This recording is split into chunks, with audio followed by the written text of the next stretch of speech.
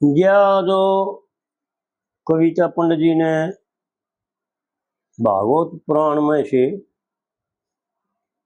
ऋषभदेव जी की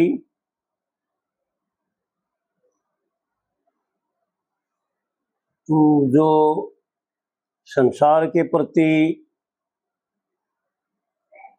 नीति थी कि भाई मैं पूरे संसार को ज्ञानमय कर दूं, भक्तिमय कर दूं, कोई भी दुराचारी इस पृथ्वी पर ना रहे,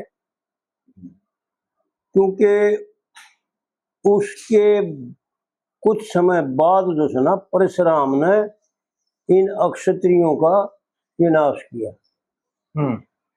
और उन अक्षत्रियों का विनाश किया जो अक्षत्री आताताई थे, जो संसार का श्रृंगार करते थे, संसार को लूटपाट करते थे, डाकू का रूप धारण कर रखे थे।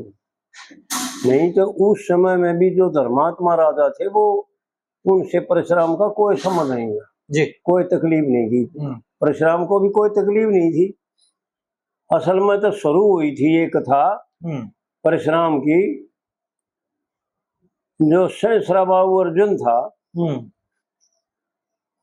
वो औरव ऋषि का शिष्य था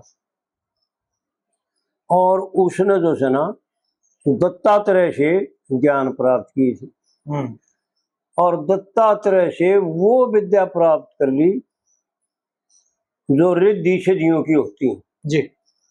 और उसने ये विद्या भी प्राप्त कर ली कि सहस्त्र भुजाओं धारण करना, तो उत्पन्न हो जाए भुजाएं जब किसी से मुकाबला करना पड़े। यानी पृथ्वी पर वो इतना बलवान हो गया कि उसको जीतने वाला कोई नहीं। अन्य वो तो नाम भी रखा गया जी सहस्त्रबाहु। हाँ, इसके बाद तो नाम रखा गया ये। हाँ, और वो जमदग्नि ऋषि के आश्रम पर चला गया जब जंगल में शिकार खेलने गया था।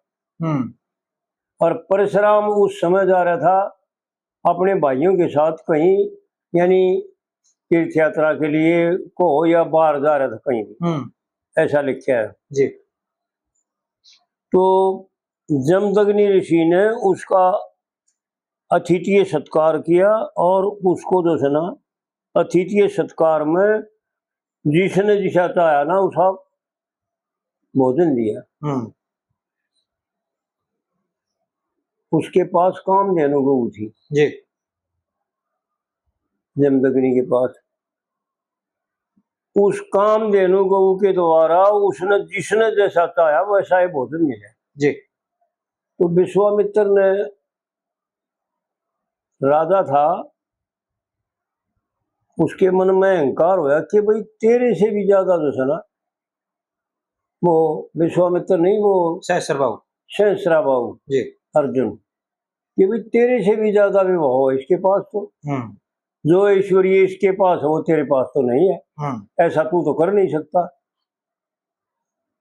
तो जब जमदग्नि से प्रश्न किया तो बोला भाई ये गौ माता की देन है, पहले गौ माता मेरे को दे दे। और वह अपने सेव को तो ऐलान दे दिया सिपाहियों तो भाई खोल लो गऊ ने।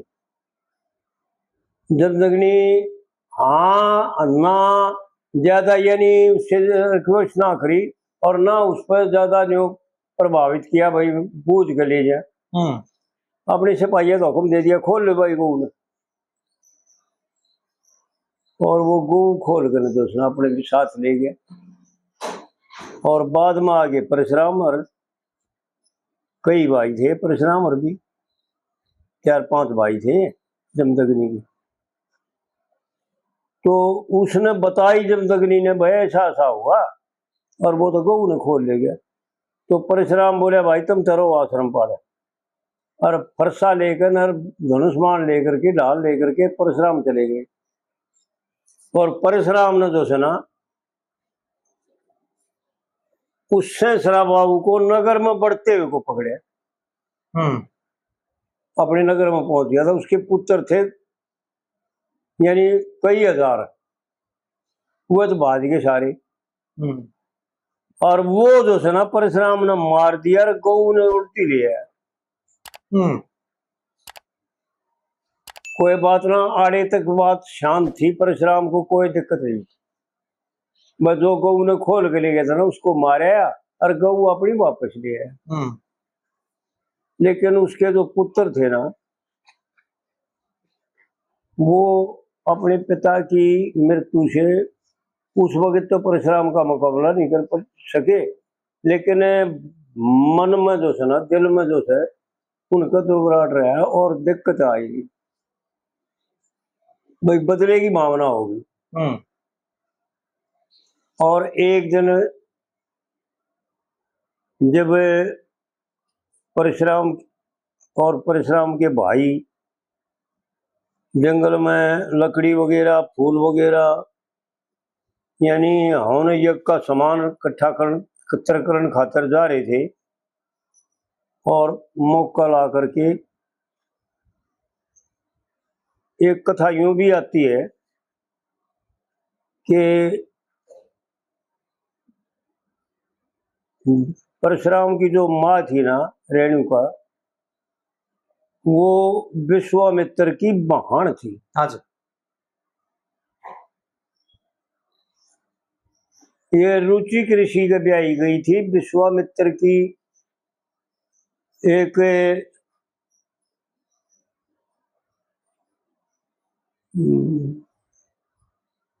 देखो भागवत पुराण में कथा है उनकी,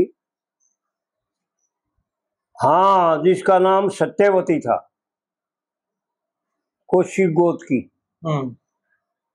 वो रुचिक ऋषि के ब्याह की थी उसने, 100 कन्या थी इसके विश्वामित्र के बाप को, कौशिक राजा का।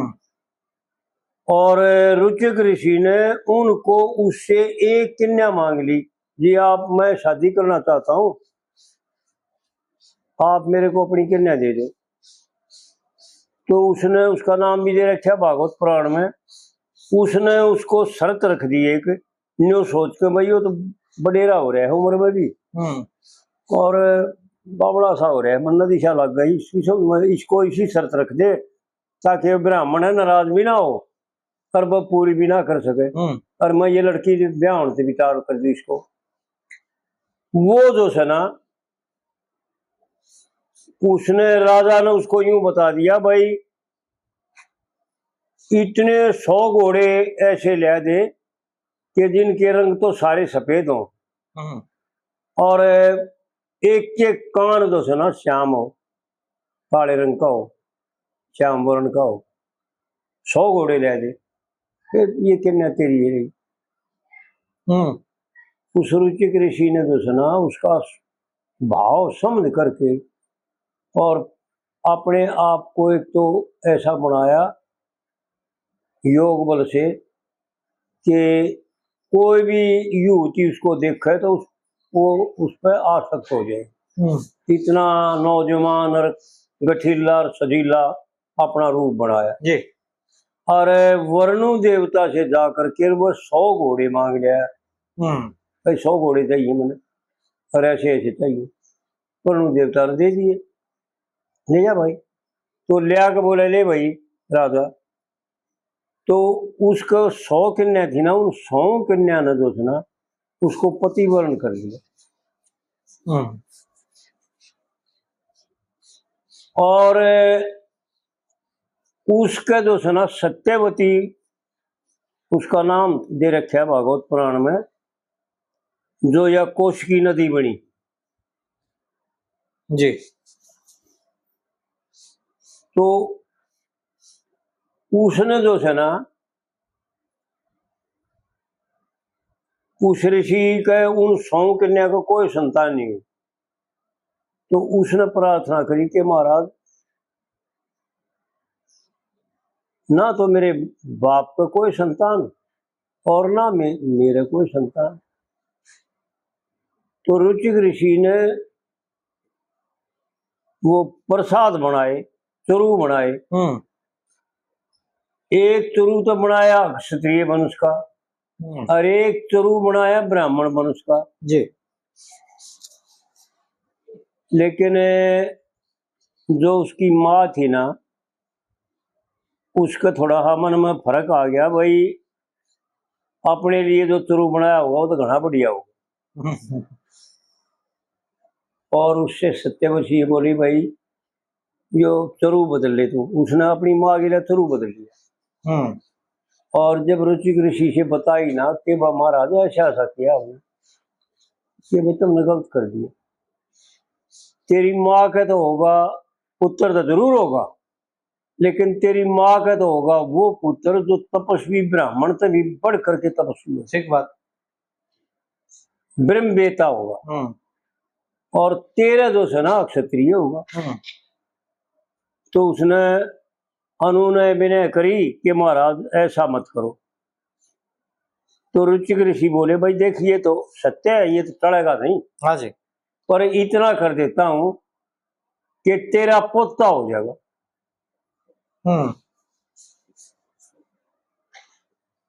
तेरे ना होकर के और तेरा पोता हो जाएगा। उसका सत्यवती का रेणुका हुई। और वो इसकी विश्वामित्र की बहन थी। रेणुका ब्याही गई जमदग्नि के ऋषि के, उन्हें ब्याही, क्योंकि पहले के क्षत्रिय जो ना ब्राह्मणों को अपनी लड़की दे दिया करते, और ब्राह्मणों से उनकी ब्राह्मणों की लड़की अपना नहीं ब्याह करते जी। पूरी तीनों युगों में केवल एक ज्ञाति ऋषि ने देवयानी के साथ ब्याह भी मजबूरी में किया था। वो कुएं में गिर गई थी और उसने हाथ पकड़ के ले काटी। तो हाथ पकड़ने की वजह तो वह बोली महाराज मेरा हाथ तुमने आपने पकड़ लिया। और क्योंकि कच्छ का शराब था उसको कि तेरे को कोई ब्राह्मण बालक जो है ना स्वीकार नहीं करेगा। तो बृहस्पति का लड़का संजीवनी विद्या सीखने गया था शुक्राचार्य दौरे, और विद्या सीखने के बाद जब वो गुरु दीक्षा देने लग गया तो देवयानी ने अपने पिता से कह करके कि भाई यह लड़की क्या कहती, इसकी इच्छा क्या है देख ले। वो है गुरु दीक्षा में दे दी। तो कच्छ ने जब बूझी तो वह बोली भाई मैं मेरे साथ शादी कर। तो कच्छ जो है ना नाट गया कि भाई तू तो गुरु पुत्री है, तेरे साथ शादी कैसे करूं। उसने उसको शराप दे दिया कि तू यह सारी संजीवनी विद्या भूल जाएगा। और कच्छ ने उसको शराप दे दिया कि तेरे को कोई ब्राह्मण बालक स्वीकार नहीं करेगा। ठीक बात। तो वहां से तो यह कहानी चली थी। वह फिर कौशिकी नदी के रूप में वर्णित होगी। ठीक है। और अगाड़ी में चल करके उसका पोता होया, उसका जमदग्नि हुआ। और जमदग्नि का दोष ना रेणुका के गर्भ से ये परशुराम हुआ। ठीक। और ये भी अवतार संज्ञा में 4 कला लेकर के अवतार संज्ञा में।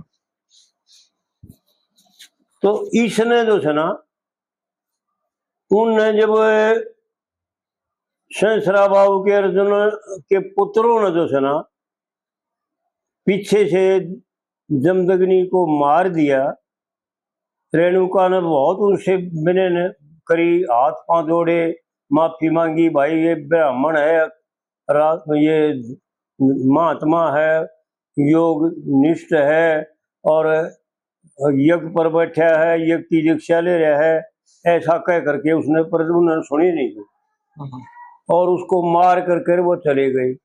जब परशुराम आया ना, परशुराम की मां ने जो है ना रेणुका ने बहुत जोर के रूप के मार कर परशुराम परशुराम और छाती पीट पीट करके जो है ना पुकार करी। जब परशुराम ने दूर से सुनी और भाजकर आया तो जब परशुराम ने जो है ना उनको सहस्रा बाहु के अर्जुन के पुत्रों को मारा, उनमें सिर्फ 4 बचे थे।